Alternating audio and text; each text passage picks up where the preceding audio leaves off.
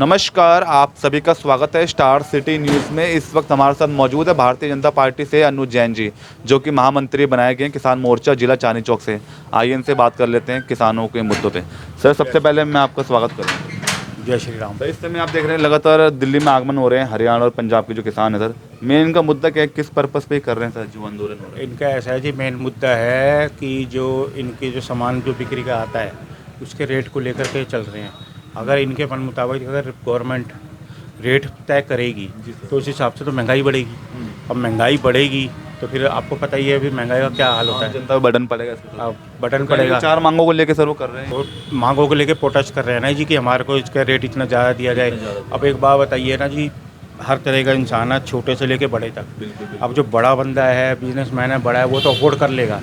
अब छोटा आदमी कैसे अफोर्ड करेगा? अब वो अब जो पेट तो तीनों टाइम रोटी चाहिए। अनाज से बड़ी कोई चीज़ है नहीं, ये तो आपको ही पता है। क्योंकि अन्न और दवा ये दो चीज़ें ऐसी हैं जो कॉमन है, नॉर्मल है, जो चाहिए ही चाहिए आज के दौर में। अब एक बात बताइए, अभी मैंने पीछे वीडियो देखी, किसान लोग आंदोलन करने आ रहे हैं, मर्सिडीज गाड़ियाँ लेके आ रहे हैं, नए ट्रैक्टर आ रहे हैं। तो आप एक बात बताइए, जिन किसानों के पास मर्सिडीज और जगुआर है जी, तो वो पीछे से कहाँ से कमज़ोर हुए? अब क्या होगा, जिस चीज़ की शॉर्टेज होती है आपको भी पता है, ये व्यापारिक है, जिस चीज़ की जो शॉर्टेज होगी उसके रेट बढ़ते चले जाएंगे।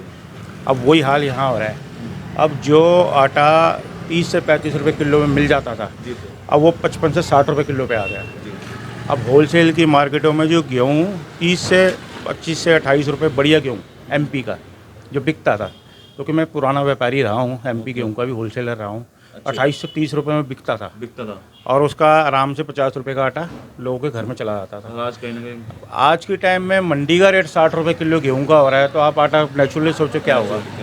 अब 100 रुपये किलो में अगर हम आटा लेके रोटी खाएंगे तो भाई साहब कहाँ से, और भी तो खर्चे हैं परिवार के। एक चीज़ और मैंने नोटिस करी है कि जब से राम मंदिर का मुद्दा हुआ है, राम मंदिर बनने के बाद इसके अंदर है ना, अलग अलग धर्मों के लोगों को ना काफ़ी भड़काने की कोशिश की जा रही है। अच्छा, जिससे कि, और उससे भी माहौल ख़राब करने की साजिश की जा रही है। अब जैसे आप यूपी में आपने देखा, यूपी में कितने दंगे हुए, और जबकि उसका उस लेने से कोई लेना देना नहीं था। वो तो एक पुरानी जगह है, मंदिर है, बनना था, बन गया।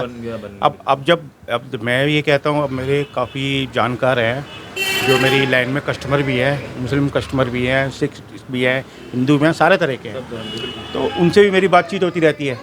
वो कहते हैं भाई साहब एक बात बताओ ना, मंदिर टाइम सब में लगता है, मंदिर बन गया, मस्जिद भी बनेगी, और ये भी बात कंफर्म है क्योंकि जगह अलॉट हुई है सुप्रीम कोर्ट से, तो टाइम तो लगे ना। अब टाइम से पहले ही भड़काने का, अब ये सारी जो साजिशें हैं ना, ये सारी साजिशें सिर्फ और सिर्फ इलेक्शनों की वजह से करी जा रही है। क्या लगता था जो राम मंदिर बनना, कहीं ना कहीं इससे व्यापार में, रोजगार में भी इससे बढ़ोतरी होगी, कहीं ना कहीं रोजगार मिलेगा? भाई साहब मैं अभी 10-15 दिन पहले अयोध्या राम मंदिर होके आया हूँ। मैंने वहाँ पे इतना बढ़िया काम देखा, इतने बढ़िया फ्लाईओवर, मतलब मैंने वहाँ पे दोनों तरफ जो दुकानें थी जिनकी प्रॉपर्टियाँ टूट करके रोड चौड़े हुए, उनके चेहरे पे किसी प्रकार की कुछ शिकस्त नहीं थी। अच्छा, सब खुश थे। कह रहे भाई साहब हमारे को तो काम मिल गया मंदिर की बदौलत। अब कोई खाने पीने का सामान बेच रहा है, कोई राशन का बेच रहा है, कोई पूजा पाठ का सामान बेच रहा है, तो फिर वहाँ पहले वो खाली बैठे थे जब वो रोड पहले सुनसान था।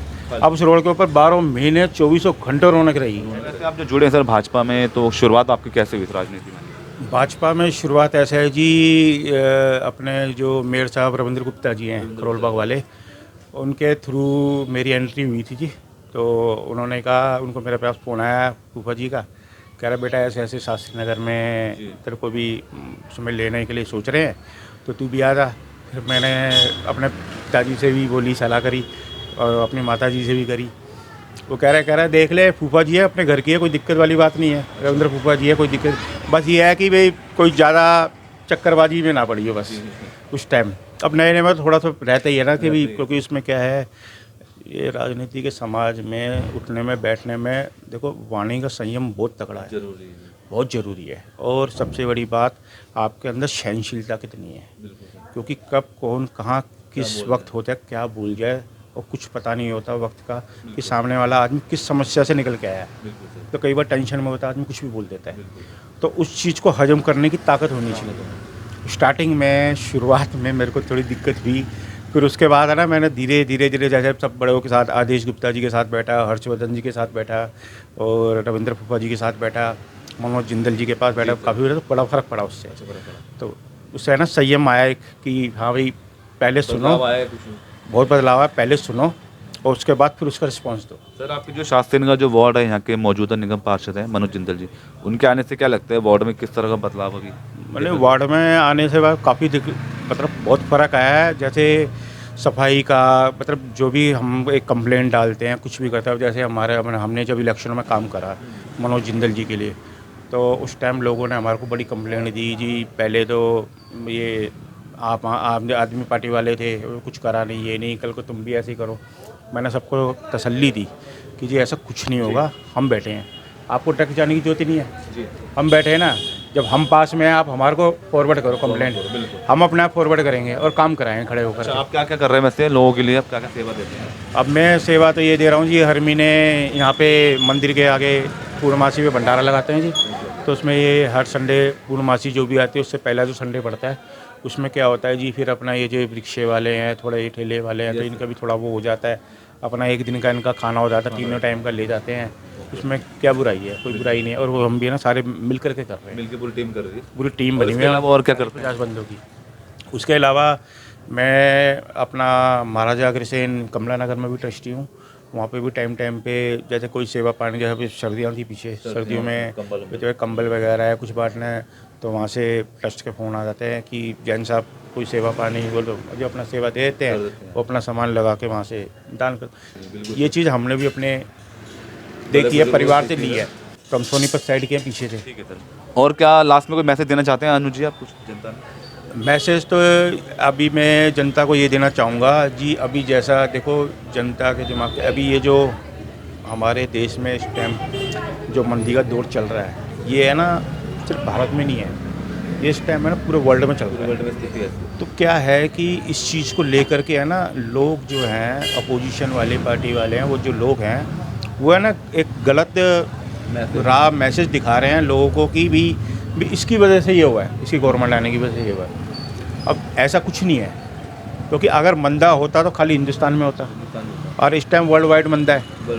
और ये वर्ल्ड ट्रेड सेंटर की मैं देखता रहता हूँ अपने मैसेज वगैरह उस पर मोबाइलों पे, तो इस टाइम है ना वर्ल्ड वाइड मंदा है, और इस टाइम डॉलर के भी बहुत रेट गिरे हुए हैं। और आपको भी पता है कि हिंदुस्तान की या कोई पूरे वर्ल्ड की जो इकोनॉमी चलती है, वो मतलब अमेरिका की जो डॉलर की करेंसी है उसके बेस के ऊपर चलती है, शुरू से है, वो सबको पता है। वो जैसे उठेगी वैसे सब जगह बिजनेस उठेगा, वो गिरेगी तो सब जगह गिरेगा, ये चक्कर है।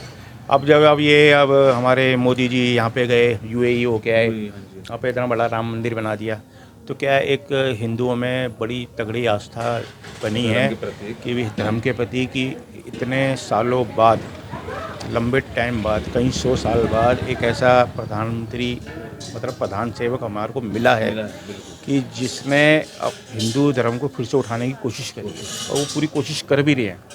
अब जो ड्यूटी बनती है वो बनती है पब्लिक की, कि जी आप उस आस्था को और उस विश्वास को बना के रखें और उसे उठा के रखें, जिससे कि लोगों के अंदर भी अगर आस्था आएगी, विश्वास बढ़ेगा। अभी मेरे को पीछे सुनने में आया, काफ़ी लोग कहने लगे, जैसे बोलते रहते हैं कुछ ना कुछ कि यार वहाँ इतना पैसा खर्च कर दिया, ये कर दिया। तो मैंने उनको बताया, मैंने कहा भाई जितना पैसा वहाँ खर्च हुआ था ना सेंट्रल गवर्नमेंट से, मैंने कहा उससे 10 गुना तो सिर्फ डोनेशन में आ चुका है, और वो पैसा भी उसी मंदिर की ट्रस्ट में सामाजिक सेवाओं में कार्यों में इस्तेमाल होगा। जैसे गरीब बच्चों, अभी धीरे धीरे खुलेंगे, गरीब बच्चों के लिए स्कूल खुलेंगे, हॉस्पिटल खुलेंगे, और शादियों के लिए जैसे जो लोअर क्लास के बंदे हैं शादियाँ करने के, उनके लिए हॉल खुलेंगे, धर्मशालाएँ खुलेंगी। अभी तो डेवलपमेंट होएगा, अब तो टाइम लगता है, धीरे धीरे सब चीज़ों में टाइम लगेगा।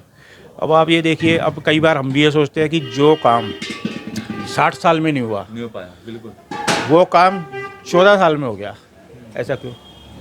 अच्छा, अब मेरे बिजनेस लाइन में बहुत से मेरे मुस्लिम भाई भी मेरे कस्टमर हैं, वो भी कई बार जिक्र करता है, वो भी खुश होते हैं, कहता है बहुत सी धाराएं थी, जैसे ये 3 तलाक और ये सब चीज़ें थी, कह रहे ये सब चीज़ें ख़त्म हुई, तो उनसे उनको भी बहुत फ़र्क पड़ा, क्योंकि पहले और अब के ज़माने में ज़मीन आसमान का फ़र्क है। अब क्या है, सबको राइट है बराबर का। अब सबसे बड़ी बात तो ये है ना भाई साहब कि आप एक छोटा परिवार और सुखी परिवार बना लो, सुखा लो, उसी की जिम्मेदारी पूरी कर लो। आज तो आप तो समझो कि आपका जीवन सफल है बिल्कुल आज के दौर में। और क्या चाहिए? अब क्या है, 2 रोटी खाओ, खाओ पियो, इज्जत के साथ रहो, तभी ही रह जाएगा। अपने तो यही सीखा है अपने परिवार से। ठीक है अनुज। तो ये हमारी सीधी बात अनुज जैन जी से, स्टार सिटी के साथ मैं जितेंद्र गुप्ता।